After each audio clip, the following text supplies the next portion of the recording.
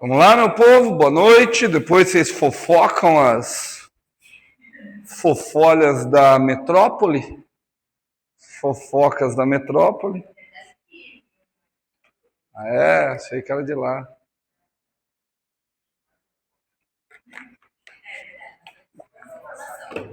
Bom, na aula passada, a qual não estava presente nem a Ruth nem a dona Mariana, e eu duvido muito que elas tenham assistido às aulas, mas sugiro que assistam, até porque eu vou lançar exercício de mecânica clássica essa semana.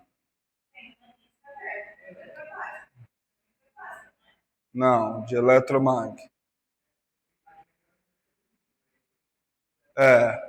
Fechou uma. Você fez? Fez, Mariana. Mariana, você vai dançar. De verdade. Que, assim, mais do que eu tô fazendo agora, não tem mais jeito, não, filho. Né, calma, não. Você fica esperta, cara. Demorar mais meio ano para formar aí por causa de mecânica clássica.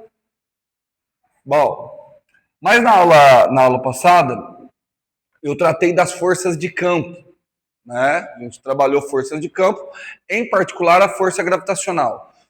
Juntamente com a aula de eletromagnetismo, tá? A gente mostrou que a força peso, que a força gravitacional, devido a uma distribuição esférica, ela se comporta como se toda a massa tivesse concentrada no centro da Terra. Daí essa ideia de que nós somos puxados em direção ao centro da Terra, ok? Mas nós falamos de forças de campo. O que está faltando agora? Aquelas forças que na realidade não existem, mas que a nível macroscópico a gente vai tratar como sendo forças de contato. Forças de contato. O que são forças de contato? São aquelas forças que elas, para acontecer, necessitam da interação direta via toque, via contato, entre dois corpos. Por que eu falei que essas forças são mentirosas? Porque microscopicamente o contato não existe. A natureza dessas forças ela é eletromagnética, tá? Não é uma força de contato. Mas nós vamos tratar a nível macroscópico. Então, muitos dos resultados que eu vou apresentar aqui, por mais que eles sejam intuitivos, eles são mais coisas empíricas, ok? Então, vamos começar a pensar, vamos pensar a primeira força de contato, vamos chamar ela de força de contato mesmo. Vamos imaginar a seguinte situação. Eu tenho um corpo que ele está inicialmente em repouso, colocado aqui. Inicialmente em repouso. Então vamos começar a pensar todas as interações a qual esse corpo está sujeito. Tá? Quando eu falo todas as interações, a primeira coisa que a gente tem que pensar é o seguinte: ele está sujeito a uma força de campo. Primeiro que nós vamos procurar. Eu não falei que ele está carregado, então não tem interação elétrica. Da mesma forma, eu também não falei. Bom, se ele não está carregado, não tem interação elétrica, então também não pode ter interação magnética. Ok? Então, a única força de campo que pode ter, das que a gente estudou, é a força gravitacional. Bom, ele está no planeta Terra, então existe a interação gravitacional. E a interação gravitacional é a força que o planeta Terra aplica nele. Pensa aqui, ó. Aqui está o nosso planeta. Cara, vocês imaginam o quão ampliado está isso aqui, né? Aqui está o nosso corpinho. Tá bom? Para onde esse corpinho está sendo puxado? Para o centro da Terra. Ok? Ele não percebe isso, mas ele sente como se ele estivesse sendo puxado para o centro da Terra. Cara, de novo. Cara, se isso aqui é a Terra, eu tô falando. Se a gente for seguir a escala real, se isso aqui for a Terra, isso aqui é o corpo que tem o tamanho de um país. Né? Então, na realidade, se a gente quisesse seguir o tamanho real mesmo, vamos tentar saber. Ele é um pontinho. Ele não enxerga sequer essa curvatura. Para ele, isso daqui é o quê? É um plano. Então, eu posso desenhar a força-peso como direcionada. Olha lá, estou trazendo para cá. Isso daqui é uma ampliação daquilo ali. Tá? Então, vou desenhar a força-peso dessa forma. Então, o peso está para cá. De acordo? E aí uma pergunta que deveria ser, que vocês devem fazer. Mas peraí, se ele está sendo puxado para baixo, por que ele não está indo lá para baixo? Fala, Ruth, fala alto, fala alto. Opa, não, Ruth, não tem problema falar errado. Você ia falar por causa do atrito. Já já eu vou entrar nessa questão, mas por isso que eu coloquei direto, não tem velocidade.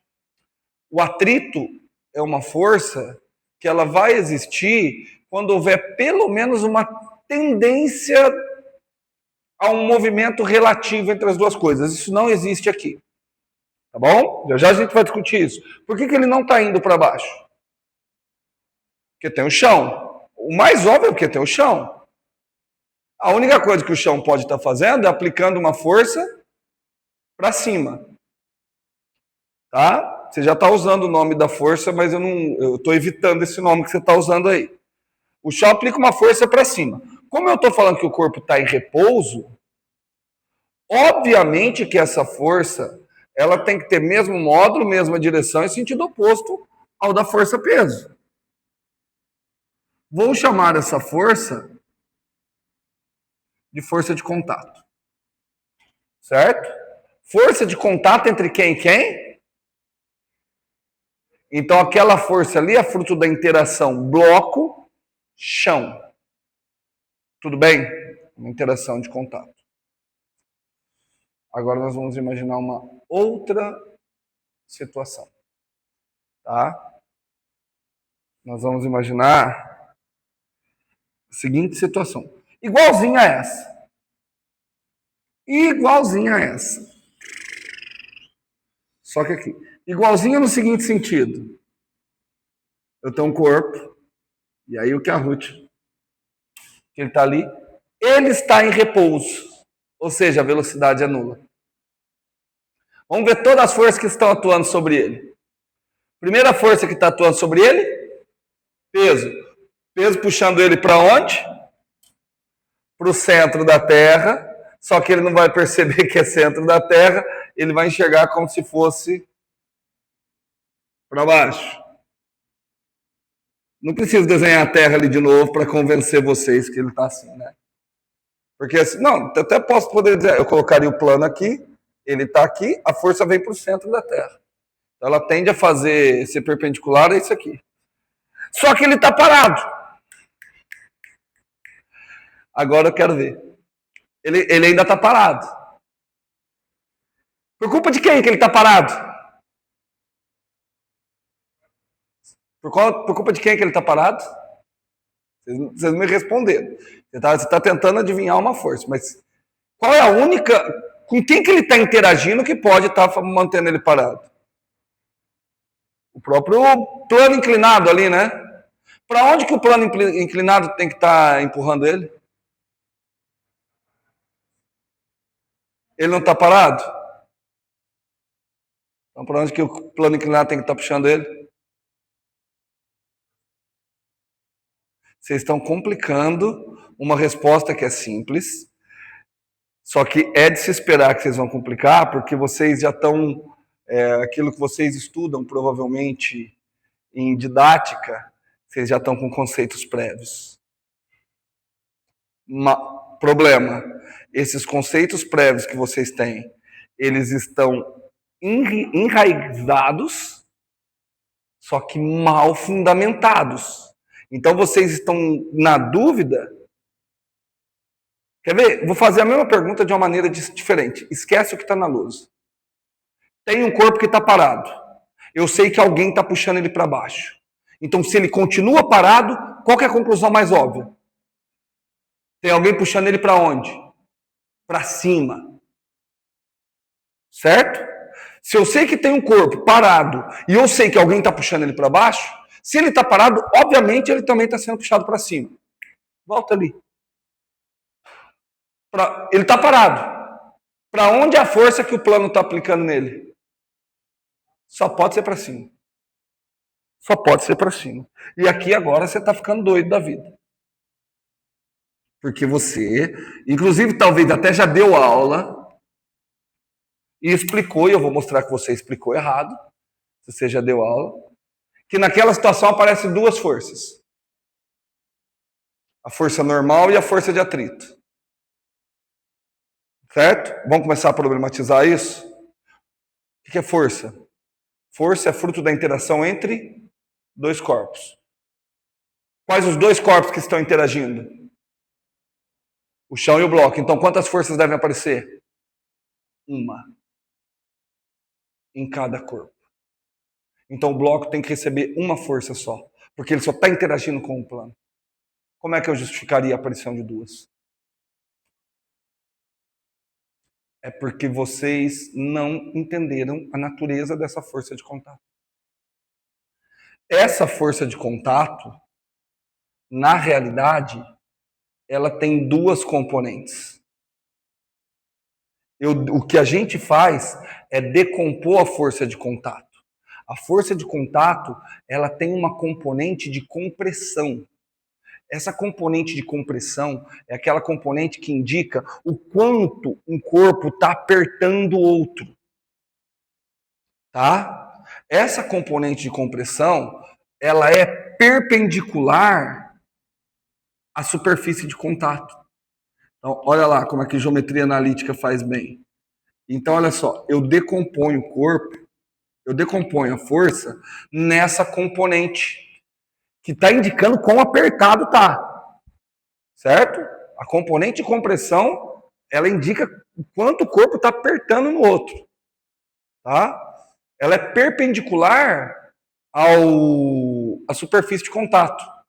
Perpendicular, um sinônimo de perpendicular, ortogonal ou normal. Por isso essa componente de compressão é chamada de componente normal. Ela é a componente normal da força de contato. A outra componente é a componente tangencial da força de contato. Então, na realidade, vocês acabam ensinando para os alunos como se isso fossem duas forças, mas não são duas forças. É uma força só. Uma única força que é fruto da decomposição da força de contato. Essa força aqui, que é a componente tangencial, por que tangencial? Porque ela é tangente à superfície de contato. A gente chama essa força de atrito. Certo? Então, a força normal e a força de atrito são duas componentes da mesma interação, a força de contato. Certo? Quem já deu aula disso não leu isso nos livros, né? Nem do ensino médio, né? Dá a impressão, por quê? Porque como destaca-se um parágrafo, destaca-se uma seção só para falar do atrito, você tem a impressão que o atrito é uma força exclusiva. Lembra? Isso daqui é fruto de força eletromagnética. O atrito, ele só vai surgir, aí vem o que eu estava falando para você, quando houver uma tendência ao deslizamento. O atrito só vai surgir quando houver uma tendência à raspagem entre dois corpos. Tudo bem? Só para vocês terem uma ideia. Vocês já viram o conceito de pressão, não já viram? Vocês lembram como é que calcula pressão? Fala. Força por área. Qual força? Só pode ser força de contato. Então, quando você ensina o aluno peso por área, não, força-peso não exerce pressão. A pressão que vocês estudam, que vocês explicam para os alunos, é a pressão devido à componente normal da força de contato. Certo? Então, por isso que pressão, porque se pressão fosse força por área, pressão era para ser vetorial. Porque força é vetorial, mas pressão é módulo da componente normal da força de contato pela área. Por isso que pressão é um escalar. Certo, Ruth? Tudo bem? Então tá, então, mas aí faz o seguinte, cara. Se a força de contato e a força de atrito, se a força normal e a força de atrito são duas componentes da força de contato, vamos tentar achar uma relação entre elas, certo? Porque a impressão que você tem, vamos ver se a impressão que você está boa. Se eu diminuir a inclinação desse plano, o que vocês acham que acontece com a força normal, com o módulo da força normal, com o módulo da força de atrito? Não, olha, vou fazer uma pergunta diferente. Quando é que ele tem maior tendência a deslizar? Quanto mais inclinado, assim. Vamos chamar esse ângulo aqui, ó. Esse é o ângulo de inclinação, ó. Teta. Quanto maior o teta, maior é a tendência dele de deslizar.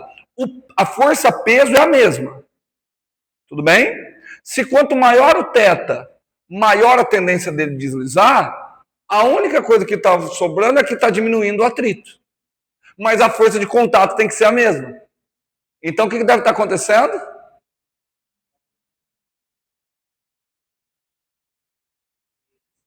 Pode estar aumentando, né? Porque eu estou com outra impressão. À medida... Ah, não. É que eu estou induzindo vocês errado. À medida que eu vou inclinando mais, a tendência dele a descer é maior, não é? Se ele continua sem descer, é porque quem é que está aumentando? O atrito. Entendeu? Olha só. Não, a gente pega aqui o exemplo mais simples. Eu induzi vocês ao erro. Perdão. Nessa situação, tem o peso para baixo e a força de contato para cima. Quanto vale o atrito? Zero. Não tem atrito. Não tem tendência a movimento. Certo? Inclinei. Apareceu atrito? Apareceu. Porque, Ruth, se não tivesse atrito, ele estava deslizando. Tudo bem? Apareceu atrito. Mas então, se apareceu a força de contato... Ó, aqui. Vou imaginar que o peso disso aqui é 10 newtons. Para baixo. Quanto vale a força de contato? Quanto? 10 newtons. Certo? Força de contato vale 10 newtons. Quanto vale o atrito? Zero. Então a força de contato é toda normal. Tudo bem? Inclinei. Quanto vale a força de contato? Continua valendo 10. Porque ainda tem um peso para baixo e ela sendo puxada para cima com 10. Só que agora apareceu o atrito. Então o que aconteceu com a força normal? Diminuiu. Certo? Fica aqui o tempo que vocês quiserem, vocês precisam para entender isso. À medida que eu vou inclinando mais, vai diminuindo mais ainda o contato. Porque assim, ó, a força de atrito, a força de contato continua sendo, vai diminuindo ainda mais a normal. Tudo bem? Certo? Então, o que vocês percebem? Que a normal e o atrito, elas têm que estar linkadas. Mais do que isso, elas estão linkadas com ângulo aqui também. Tudo bem? Vamos tentar ver como.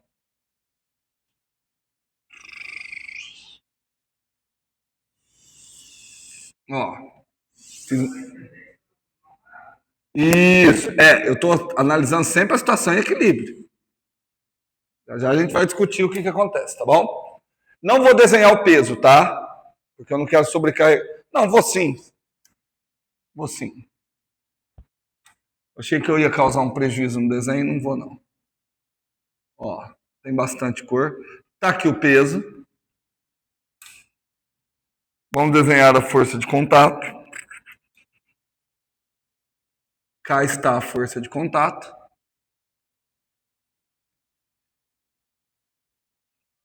Certo? Vamos decompor ela nas suas componentes.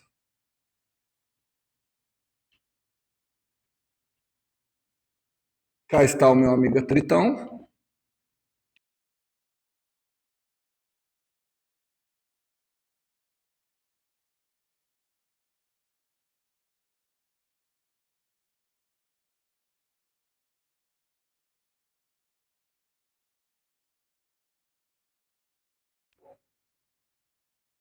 Tá? Porque se o ângulo θ está influenciando o valor do atrito e o valor da normal, e a impressão que a gente está tendo é que quanto maior o θ, menor a normal e maior o atrito, então ele deve aparecer por aqui. Tudo bem? Bom, eu vou buscar a maneira que eu acho mais fácil. A maneira que eu acho mais fácil não é olhar para o θ. A maneira que eu acho mais fácil é olhar para o complementar do θ. Beta. Complementar porque beta mais θ somam 90 graus. Certo, Ruth? Certo, Mariana? Quem é beta? É o complementar do θ. Que outra forma que eu posso dizer quem é beta? É o ângulo entre alguém na vertical e alguém na direção do plano. Certo? O beta mais θ somam 90. O beta, olha lá. O beta, o qual vou denotar com esse risquinho, é o ângulo entre alguém na vertical e alguém na... Então, o beta está aqui. É alguém na vertical e alguém na direção do plano. Não precisava nem ter feito isso. Olha aqui onde está o beta, ó. Certo? Mas peraí, se esse aqui é beta, então esse aqui só pode ser θ. Porque do atrito até a normal eu sei que tem 90 graus. Então aqui o ângulo é θ. Pegaram a ideia? Tudo bem? Então vou dar um zoom aqui, ó. Pegar essa parte aqui, ó. Vou dar um zoom. Aqui está a componente normal. Qualquer coisa eu a diminuo. Eu vou fazer um ângulo de 90 perfeitinho aqui. Vocês vão ver. Mesmo inclinado. Vamos ver se vocês sacam como que eu vou fazer. 1, 2, 3, 4. 1, 2, 3. Aqui está normal. Perceberam o que eu fiz? Como é que eu fiz? 1, 2, 3, 4, 1, 2, 3. Agora eu vou fazer assim, ó. 1, 2, 3. 1, 2, 3, 4. Certo? Então aqui, não sei se nesse tamanho, mas para cá estará o atrito. Tá? Pode ser que o tamanho seja menor, eu vou ver já já. Tá bom? Vocês não perceberam, mas eu fiz um produto escalar, tá? Fiz o produto escalar da zero. 4 menos 3, com 3, 4. Deixa eu desenhar normal, a força de contato. Cá está a força de contato. Pronto, força de contato. Ué, então parece que o tamanho ainda deu certo. Bem, é aquele desenho que ali está. Bom, aqui está o θ. Lembra, eu quero relacionar θ com a componente normal e com o atrito. Cara, para mim, tá fácil. Não sei se para vocês está, mas olha só. Eu bato o olho aqui e observo o seguinte, olha, meus amiguinhos, a tangente de θ, ela pode ser escrita simplesmente como cateto oposto. Quanto mede o cateto oposto? Módulo do atrito. Tudo bem? Cateto oposto, módulo do atrito.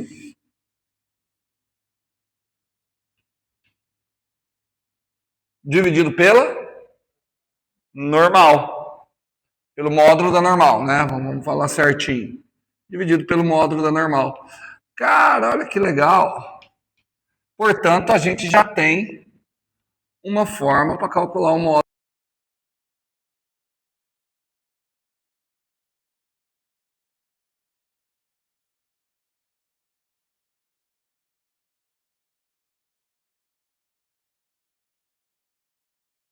É θ?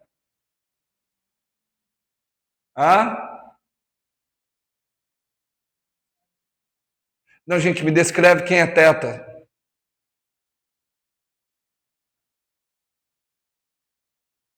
Você poderia falar que é o ângulo de inclinação do plano, né? Por que isso não seria preciso? Se você me falar que é o ângulo de inclinação no plano, então você garantiria que não existe atrito entre planos horizontais. Então isso aqui foi só um recurso didático que eu achei. Na realidade, o θ é o ângulo entre a força de contato e a componente normal da força de contato. Tá? Porque agora sim, partindo disso, olha o que eu posso fazer. O que eu posso fazer é imaginar que agora, olha lá, Ruth, imagine que você tem essa situação, tá? Esse corpo, de alguma forma, ou ele tem movimento, ou ele tem uma tendência ao movimento. Tudo bem? Eu vou indicar que ele tem uma tendência ao movimento para lá. Tudo bem? Então, vamos ver com quem que ele está interagindo. Ele interage primeiro com o planeta Terra. Interação dele com o planeta Terra produz a força-peso. De acordo?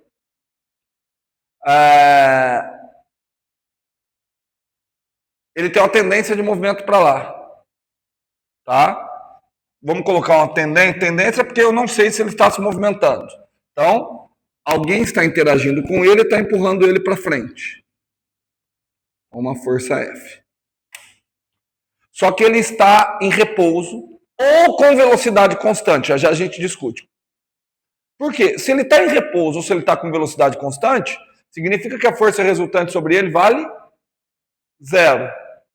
Então, a única entidade que pode estar anulando essas duas forças é quem? Não, a única entidade é a força de contato. Então, para onde estaria a força de contato nesse caso? Nesse caso, a força de contato, ela tem que estar assim. Essa é a força de contato.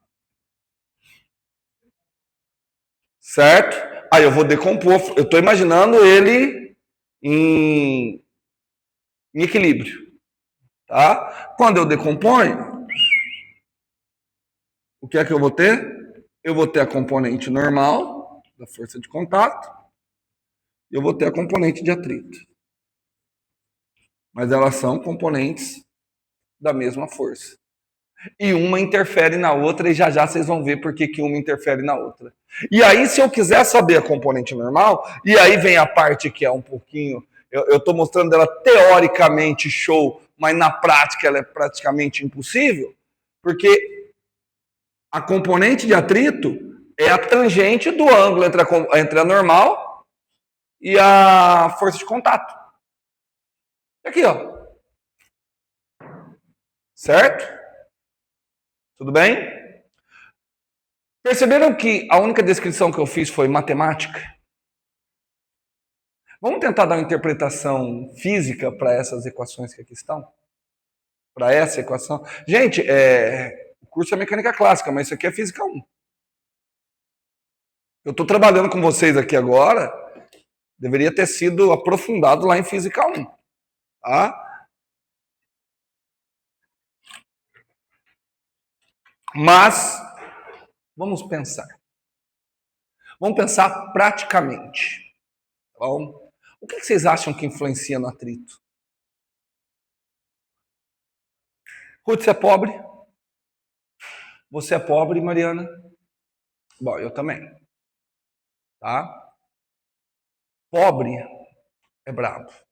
Pobre é aquela pessoa que não consegue comprar móveis novos. Então, o que ele faz? Minha mãe sempre fazia isso. Muda os móveis da casa de lugar. Cara, eu tô falando sério, minha mãe fazia isso direto em casa. Cansou da casa, cansou, não tinha dinheiro para comprar um móvel novo, vamos trocar as coisas de lugar. Qual que era o mais brabo de trocar as coisas de lugar? Os de maior massa. E aí as pessoas falavam assim, por exemplo, tirar uma geladeira do lugar, arrastar uma geladeira dá um trabalho danado. Por que arrastar a geladeira dá um trabalho danado? Porque a massa é grande? Não. A maior massa da geladeira influencia em qual força? A massa influencia no peso. A massa influencia numa força vertical. Você quer empurrar a geladeira para onde? Para frente ou para trás? Por mais que eu estou convencendo vocês, vocês ainda estão, pelo menos acredito que estão com a cabeça, não, cara, mas é meio óbvio, quanto mais pesado, mais difícil é de empurrar. Mas por quê? Porque quanto mais pesado, parece que ele gruda mais no chão, né? E outra, quanto mais massivo, maior é a força normal. E a gente está vendo claramente que o atrito depende da força normal. Então a culpa, na realidade, das coisas mais massivas ser mais difícil de arrastar é porque eles têm um atrito maior. E por que eles têm um atrito maior? Devido à maior força de contato, a maior contato de compressão, a maior força normal.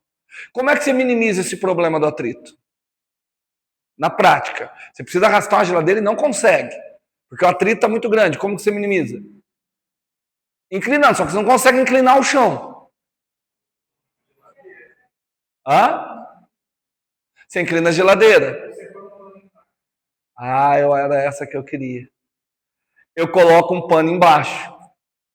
Vamos fisicamente, você colocando um pano embaixo, ficou mais fácil de arrastar a geladeira. Se ficou mais fácil de arrastar a geladeira, é porque aconteceu o que com o atrito? Diminuiu. Mas o atrito, eu não posso perder o olho aqui.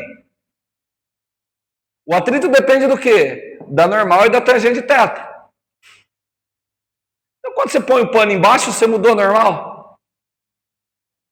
Não. Quem que você mudou? Você mudou o ângulo. Olha o que você fez. Olha como que é impossível da gente enxergar isso.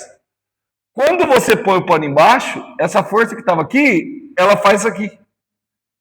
Ela sobe mais. Mantendo a mesma intensidade da normal, ela vem aqui assim para cá. Né? Ó, vou fazer um desenho. Cara, me perdoem a falta de modéstia, mas eu tô achando que eu tô com um recurso didático sensacional agora. Ó. Certo? Ó. O quê? Não entendi nada. É, quase. Ó, olha que legal. Aqui está o atrito, aqui está a força de contato. Certo? Aí tá aqui com esse ângulo aqui que eu não consigo, porque o atrito está grande. Aí como é que eu faço para não deixar... Opa, aqui não dá força de contato, não. Força de contato tá aqui. Aí você foi falar em Paulo Freire, eu errei. Ó. É. Certo? Quando você põe o pano embaixo, você não muda a força normal. Porque se a normal aumentasse, a geladeira voava, porque ela vencia o peso. Se diminuísse, ela furava o chão. Então você não muda a força normal. Então, quando você põe o pano embaixo, olha o que você faz. Você faz isso aqui com a força de contato. Ó. Vamos chamar isso aqui de C1, isso aqui de C2. Tá? Presta atenção que você manteve a força normal. Entretanto, o que você fez? Diminuiu o atrito. Mas como você diminuiu o atrito? Diminuindo o ângulo θ. Θ era isso. Agora virou isso aqui.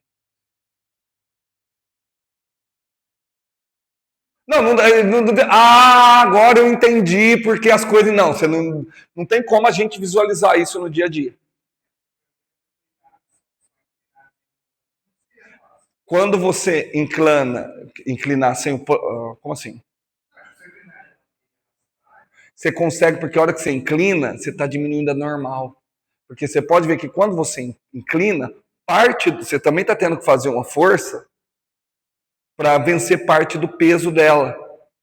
Então você está diminuindo a normal com o chão. Entendeu?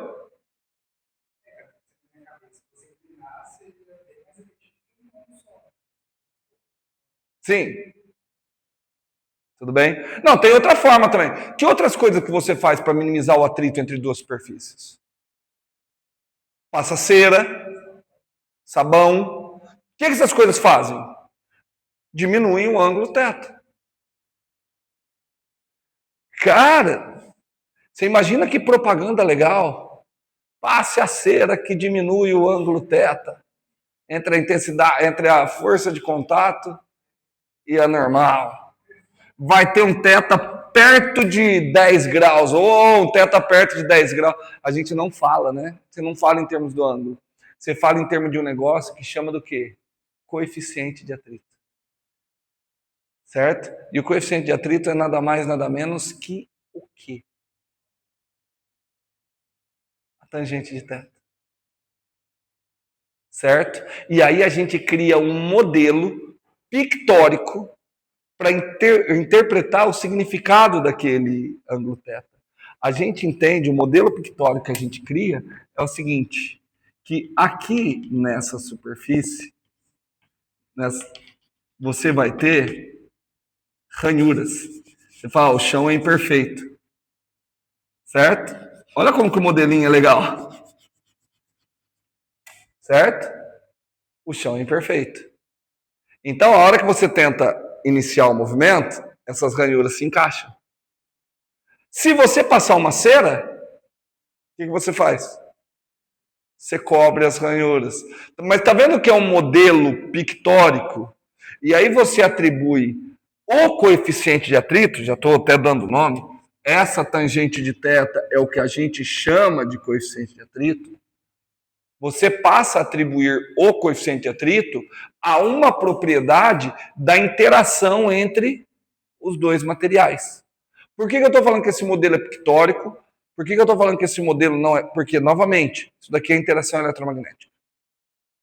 Tudo bem? Olha aqui, mas olha como que esse modelo é bom. Olha aqui para mim.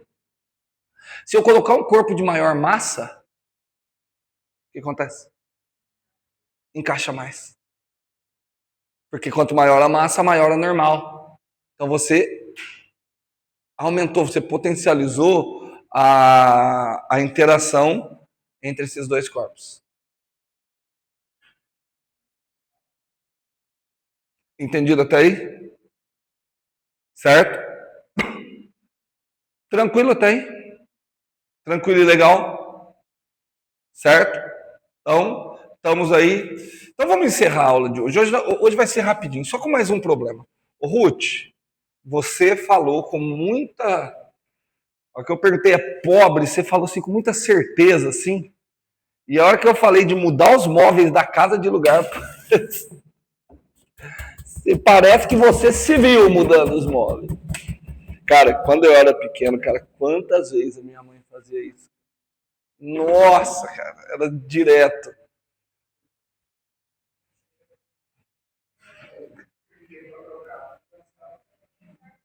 Não, cara, gente, rico vai ficar mudando os móveis da casa de lugar, gente?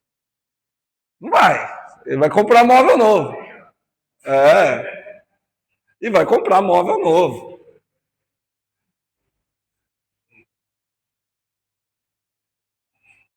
Então vamos lá. Tenho certeza que vocês já passaram por isso. Ó, vou fazer a seguinte situação. Pá. Isso aqui é um problema quase que de engenharia. Cá está a sua geladeira. Que força que tá? A geladeira está agora na sua casa. Que força que está atuando na sua geladeira? Força peso e a força de contato. Bom, esperamos nós que só tenha a componente normal da força de contato, né? Sem uma tendência ao movimento, não tem como ter atrito. Porque se existisse o atrito sem uma tendência ao movimento, as coisas iam andar sozinhas devido ao atrito. Tá? Então você está lá na sua casa agora, né? Cá está a força-peso. E cá está a força de contato. Tá? Como a força de contato nesse momento tem apenas a componente normal, desenhá-la aí assim que essa daqui vai ficar fixa. Só que a hora que você chegar em casa, você vai chegar cheia de vontade de mudar os móveis da casa de localização. Ou seja, você vai aplicar uma força. E aí você chega e você aplica uma força de pequena intensidade. Chama essa força de F1. O que aconteceu? A geladeira vai sair do lugar? Não. Mas se a geladeira não vai sair do lugar, aquele desenho de forças ali não está correspondendo à realidade. Então é porque aconteceu o quê? Que é uma força de atrito. Maior intensidade, menor intensidade ou igual intensidade do F1? Igual, né? Não pode ser maior porque você não empurra ela para frente e ela vai para trás, né? Aparece uma força de atrito aqui. Só para a gente relembrar e não perder, sabemos que o módulo de atrito é o coeficiente de atrito, que nós vamos atribuir a região de contato, que nada mais é que a tangente do ângulo entre a componente normal e a força de contato, vezes módulo da normal. Certo? E aí agora vai ficar estranho. Porque aí eu percebo isso, o que eu faço? Eu aumento um pouquinho a intensidade. Ó, não são a mesma, tá? Aumentei um pouquinho da intensidade da força. No que eu aumentei um pouquinho a intensidade da força, eu notei que a geladeira ainda não saiu do lugar. Qual a explicação mais óbvia para isso? O atrito aumentou? Olha na matemática.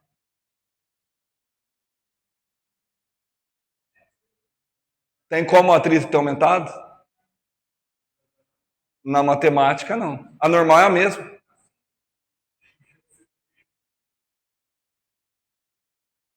A questão é que o atrito ele tem uma fórmula fixa, mas claramente, por experimentos cotidianos, a gente vê que o atrito ele pode aumentar. Só que vai ter um momento que você vai aumentando essa intensidade dessa força, vai aumentando, e aí chega aquele momento que você percebe que, cara, não está saindo, mas está quase. Um cagagésimo de força e ele começa a andar. E aí a hora que ele começa a andar, começa a deslizar, parece que tudo fica mais simples. Parece que a intensidade, ainda existe o atrito, mas parece que está mais fácil. Isso é porque a gente tem que entender o atrito e entender essa equação da seguinte forma. Primeiro, lembra, atrito na realidade é uma força eletromagnética. Tudo bem? Uma vez que o atrito... Vou colocar aqui o modo de F, perdão. Deixa eu ver... Não, aqui é o atrito. Uma vez que o atrito é uma força eletromagnética, ele é uma força variável. Tá? Ou seja, esse modelinho aqui precisa ser repensado para que esse modelinho se encaixe na descrição. Então, de que maneira que nós vamos fazer? Você olha, o atrito depende da força que o está fazendo tender ao deslizamento. Então, quando não há nenhuma força aplicada,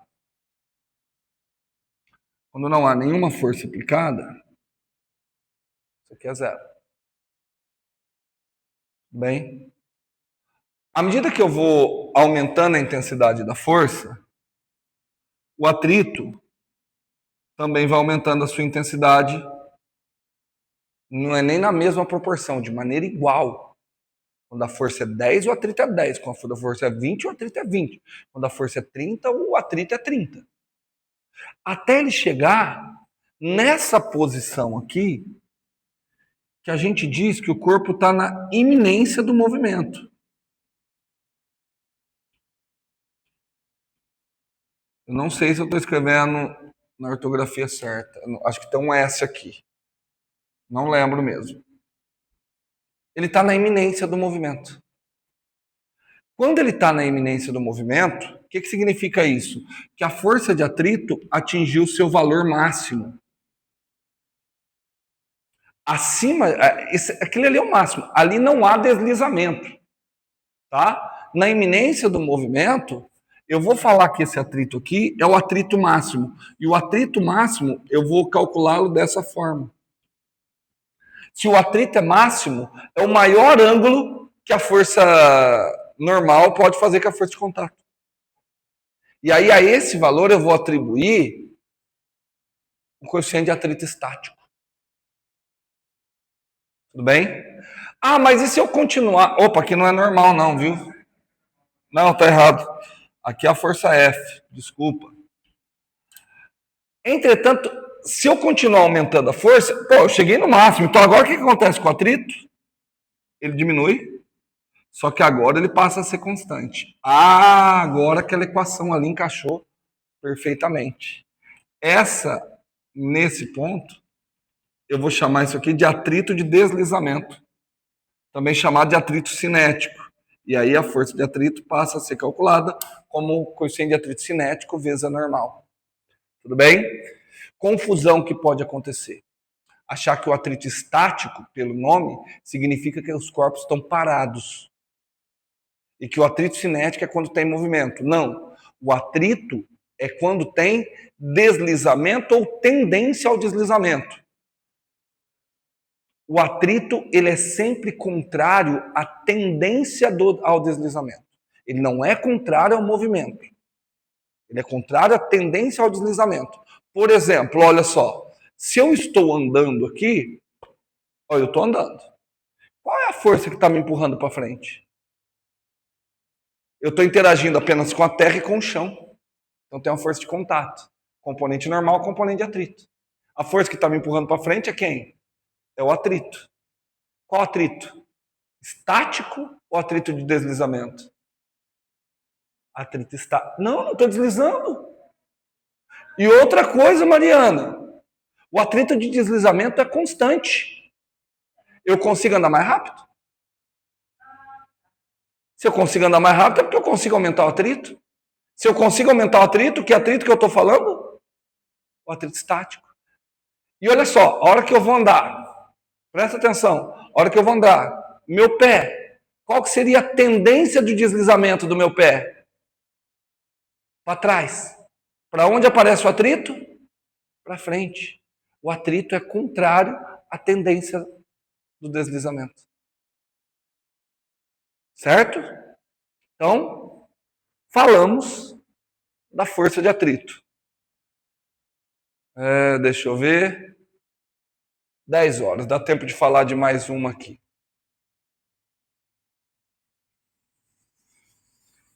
E semana que vem eu vou resolver alguns exercícios com vocês. Bom? Entendido a primeira força de contato? Primeira força de contato, qual que é o nome dela? Força de contato.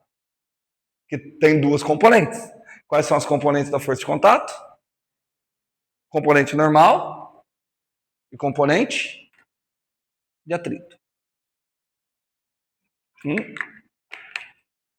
Será que compensa eu falar agora da força de tração? Deixa eu pensar. Vamos falar, vai. Vamos falar de outra força eletromagnética, que é a força de tração. A força de tração, nós vamos entender, ela é uma força que ela vai ser interação entre fios e corpo. Tudo bem? Então, a força de tração, ela é interação entre fio e corpo. Qual é a função do fio? Entre fios e corpos. Olha aí, eu já ia falando do jeito que eu falo em Física 1. Mas agora eu não dou mais aula em Física 1, não. Então vamos fazer o seguinte. Eu vou fazer um desenho. A gente vai avaliar junto essas forças. Ok? E aí nós vamos tentar descrever qual é a função de um fio. Tá? Vamos para o caso mais simples. Eu vou imaginar um corpo livre da ação gravitacional. Então temos aqui um corpo de massa e mão é só massa inercial, porque eu estou imaginando ele livre da ação gravitacional, porque eu só quero entender o que é essa força de interação entre corpos e fios. A esse fio, a esse corpo, eu ligo um fio de massa M.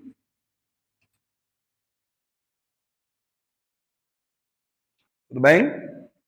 E aí, o sistema está ali em repouso, está ali em equilíbrio, pode estar com velocidade constante.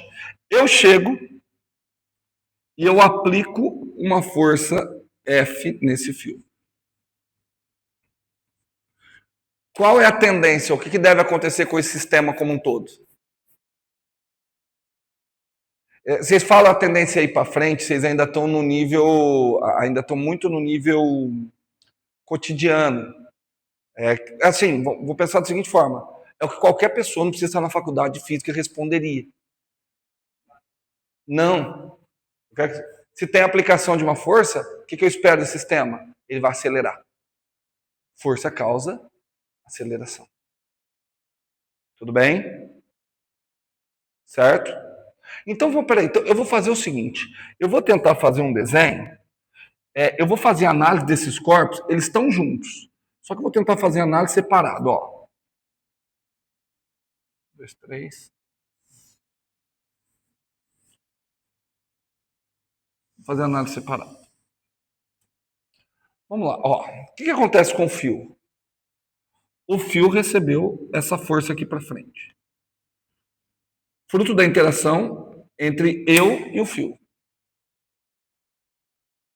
Bom, mas aí o fio, ele interage com o bloco. Então o que o fio faz com o bloco? Puxa o bloco para frente. Tudo bem? Essa força que o fio faz no bloco, eu vou chamar de T, T1. Ah, mas aí eu não posso esquecer que existe ação e reação. Se o fio aplica uma força T1 no bloco para frente, o que o bloco faz com o fio? Aplica uma força de mesmo módulo, mesma direção e sentido contrário, por isso eu estou chamando de T2. Porque se eu chamasse de T1, eu falaria que as duas têm o mesmo sentido. Hã? Não está em equilíbrio. Ação e reação aparecem em corpos diferentes. Porque, olha só, se essas duas forças se anularem, você estaria me falando que só o fio segue. Entendeu?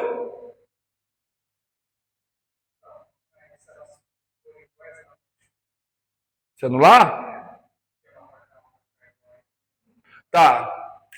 Se eu empurrar a Mariana para lá com 10 newtons e empurrar a Ruth para lá com 10 newtons, elas vão se anular, as forças? Por que não? Foram aplicadas em corpos diferentes? Ué, e aqui? Estão aplicados em corpos diferentes. Para essa reação, é isso que é interessante, Renan. E a hora que vai para a sala de aula tem que tomar cuidado. Ação e reação é aquele assim, o professor simplesmente fala, quem bateu, levou. E assim, tem muitos detalhes que a gente acaba confundindo. E mesmo depois de conhecer muita parte conceitual, ainda vai dando problema. Tudo bem? Mas, para ficar mais fácil, vamos escrever a equação da força resultante aqui, no fio. A força resultante no fio é a soma de todas as forças que atuam no fio. Por isso que eu tirei o peso, tá? Então, é F mais T2. Tudo bem? E a força resultante no bloco?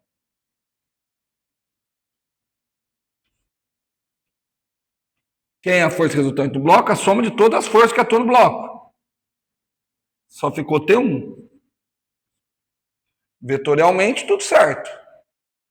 Vou escrever aqui, ó. Então ficou força resultante no fio. Massa do fio eu chamei de aminho, né? Massa do fio vezes a aceleração do fio. Vou denotar apenas como A, tá bom? Vou denotar apenas como A, Porque a aceleração do bloco vai ser igual. Você não espera que o fio saia correndo. Você não espera nada disso. Pelo menos eu acho que vocês não esperam nada disso.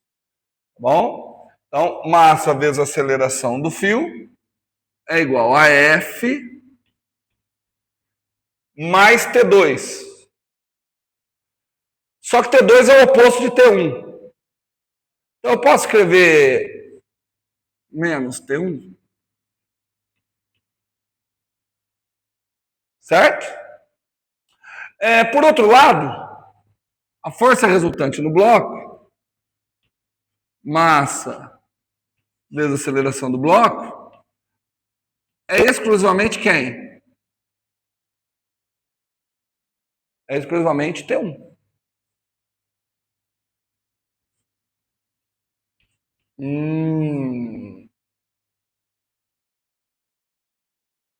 Não precisa ser muito ninja para resolver esse sistema, né? Ok? Se eu somar as duas, eu vou ter a seguinte situação. Eu vou ter que a força F, é uma situação que eu nem precisava ter feito tudo isso para chegar aqui, mas já já vocês vão entender por que eu fiz. Ela é massa mais M' vezes aceleração do sistema. Tudo bem? Ok? Você fala, professor, tá aí, por que você falou de tração só para falar de fio? Isso aí funcionaria se fossem 2 blocos. Em geral, onde é que vocês veem fios ou correntes? Quando é que essas coisas são utilizadas na prática?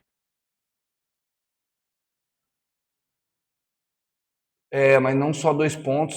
Por exemplo, correntes, fios, cabos de aço. Eles são utilizados para puxar o quê? Coisas de massa muito grande. Pelo menos coisas de massa muito maior que a massa do fio. Certo? Você pega umas correntes pesadonas, só que essas correntes pesadonas estão puxando o quê? Coisa muito maior. Ou você vai na academia, os cabos de aço são fininhos. Estão pegando um peso danado. Então, em geral, você usa de fios quando a massa maior é muito grande em comparação à massa menor. É tipo assim, um cabo de aço de 100 gramas, ele é utilizado para levantar um peso de 100 quilogramas. Em termos matemáticos, o que eu posso fazer então aqui? Eu posso desprezar isso aqui. Mas 100 quilogramas em comparação com 100 gramas não dá nem para somar. Portanto, quanto é que fica a força F? Fica massa grande vezes a aceleração. De novo, como é que fica a força F? Massa grande vezes a aceleração. Mais esperto, como é que fica a força F? T1. E aí eu consigo ver uma função do fio. Eu vou entender o fio simplesmente como um transmissor de força. Entenderam?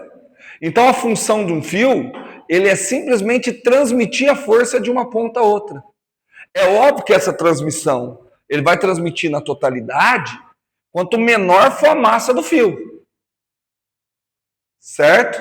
Aí alguém pode falar assim, não, peraí, professor, eu quero que vocês resolvam essa questão para mim. Existe um pequeno problema aqui. Existe um pequeno problema.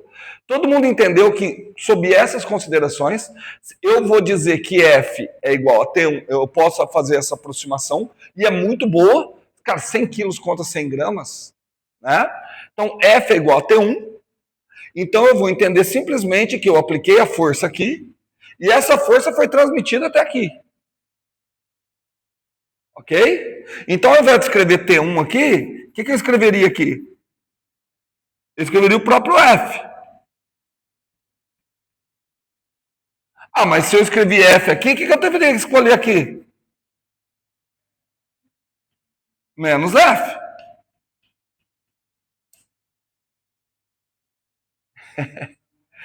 Aí o que acontece com SS? Se anula, então o fio não anda?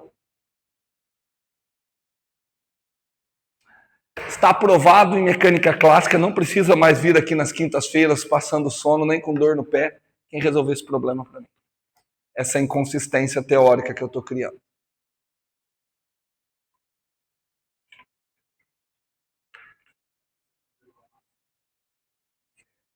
E